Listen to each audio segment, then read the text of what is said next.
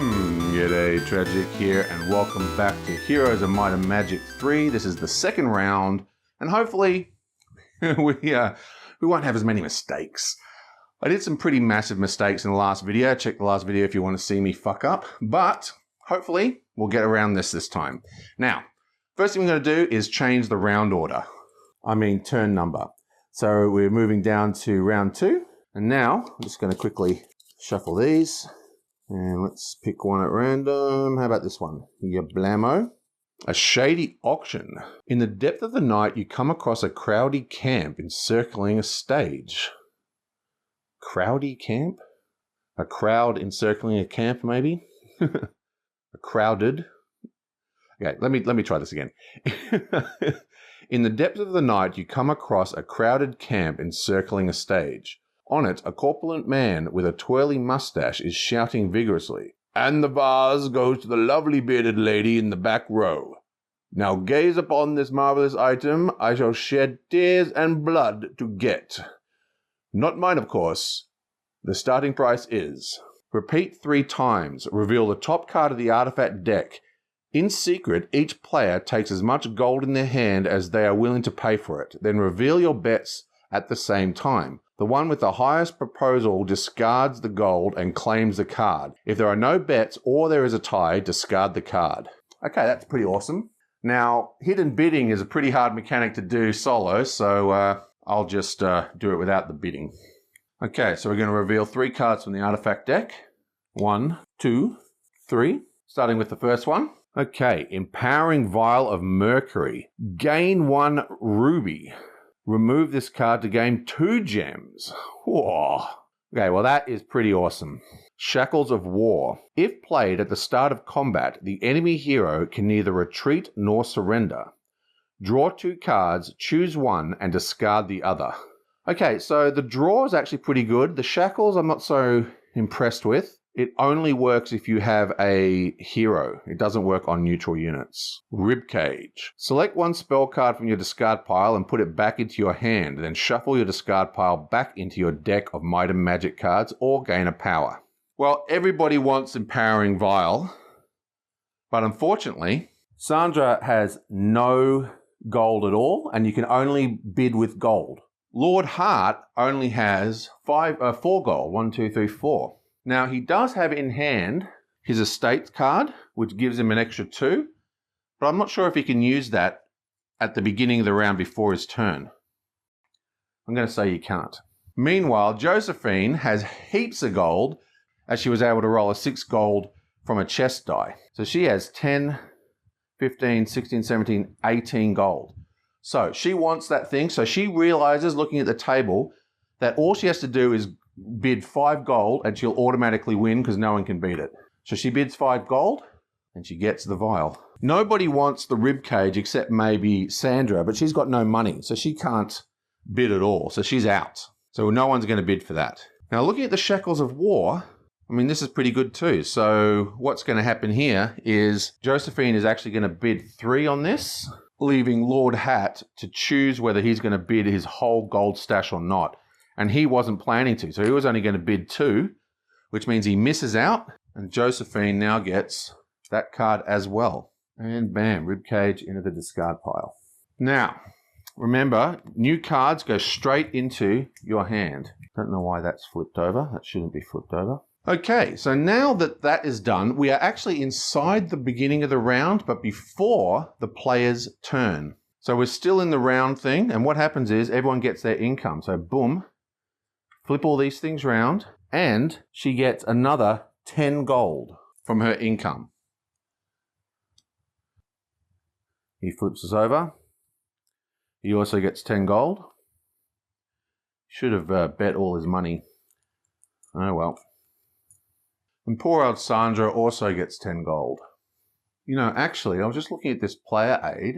The resource part of the round is before you reveal the Astrologer's Proclamation, which is, this is like an expansion card that sort of triggers in the same point.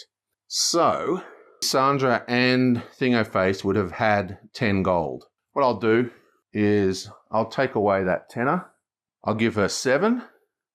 So she bet 2 gold for the rib cage that no one wanted. And Lord Hart would have bet 4, which means he would have won that other one as well.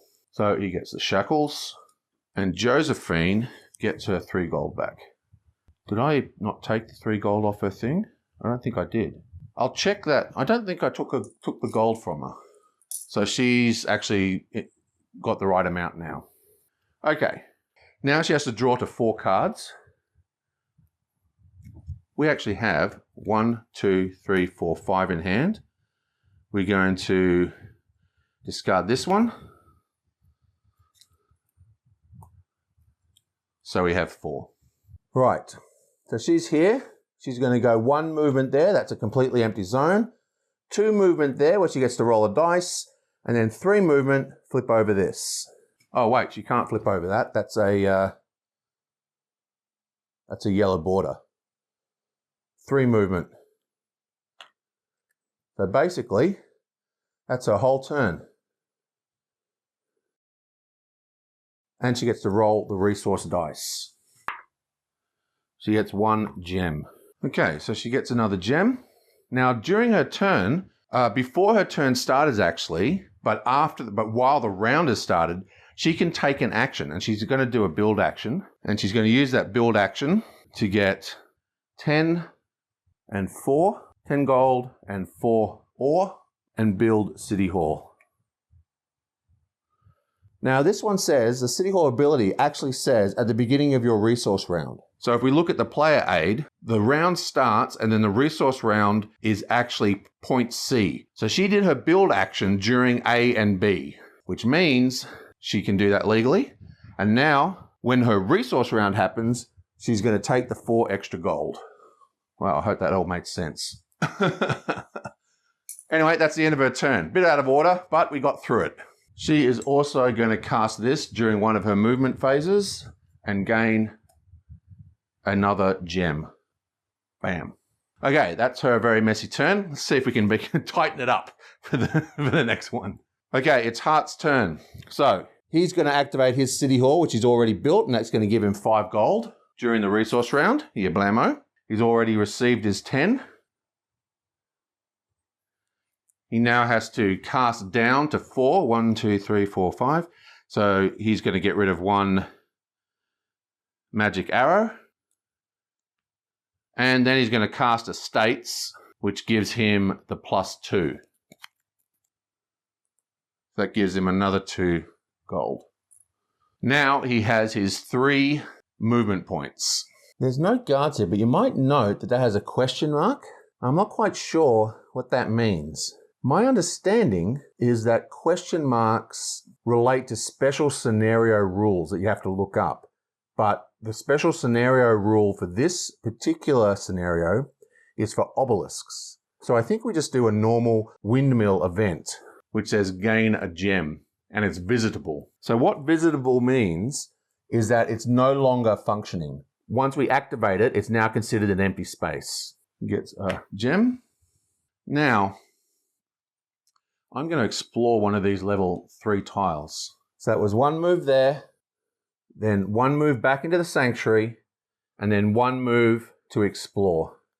Now, the reason I'm doing that is because let's have a look at what's around here. Oh, actually, we've got the morale token, don't we? Yeah, actually, so I move in there, and I take the morale token. Now, this one is revisitable. So what happens in this time is I put actually my faction cube on it, the blue one, and that says I visited here, and I can't visit again until the next round. But it gives us a morale token and a horsey. So that's 2 move. I move my 3rd one back here, and I move my 4th one here. And that is going to be that turn. And going to end up with a morale token. This chest has been visited, so that cannot be used anymore. And she's going to go 1, reveal. Let's have a look at this tile. Okay, so we have a level 4 neutral, which you won't be able to beat. We have the obelisk, which we're trying to flag, and we have a morale on a horsey token. So there's a lot of good stuff here. Plus there's a level 5 neutral to give us gems. This is actually a pretty good tile. Plus, there's a trading post, which allows us to do trades. So there's a lot of good stuff here. Oh, and you know what else there is? There is the lookout. The lookout allows us to discover the adjacent tile. So that basically saves us a movement point. That's very cool.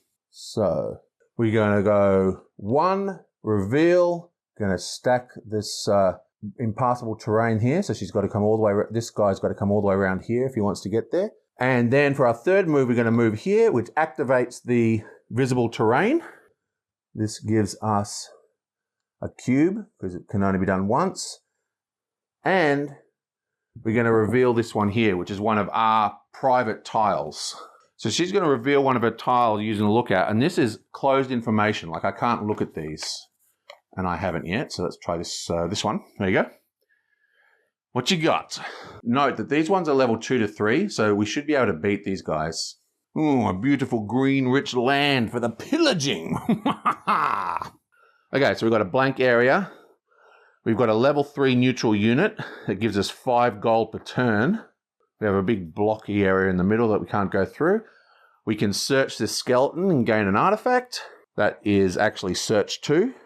And there's another trading post. And there is a shrine that allows us to buy cheaper spells. So we can buy spells from the shrine for 3 gold rather than through the mage tower, which is search 2 for 5 gold. So we're going to place this like so, and that way we can pick up that 3 gold next turn. Technically, we've done all our turns, but no one except Josephine has done any building actions. He now has 3 gems. These are not ticked over for some reason. That should be. She's going to do her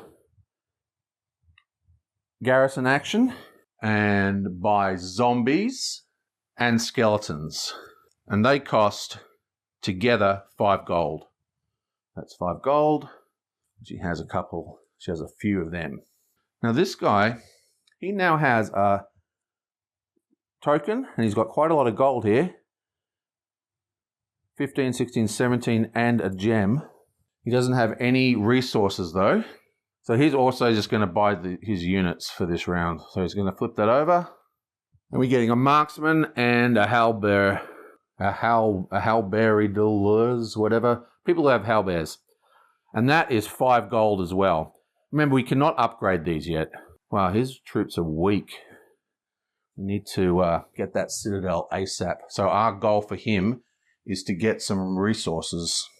Luckily, he can basically replenish all his units every turn.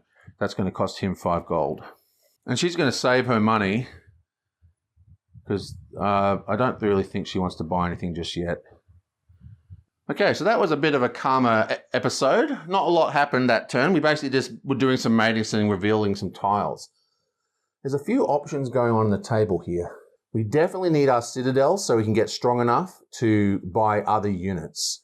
So the goal, I think now, is for each player to try and get anything that gives resources and do anything that can enable them to upgrade their units properly. So what I did forget to do, actually, another thing I forgot to do, is these 2 mines were flagged. So both of these people, their resource gen is at 2, not 0. So this is supposed to be there and gets 2 resources. And this is supposed to be here and gets 2 resources during that resource phase. Okay, so I said I wanted to make it a clean turn, but it was a complete mess, a runeski. Hopefully the next one will go a bit smoother. Getting the hang of this game, I think. Okay, I will see you guys next time.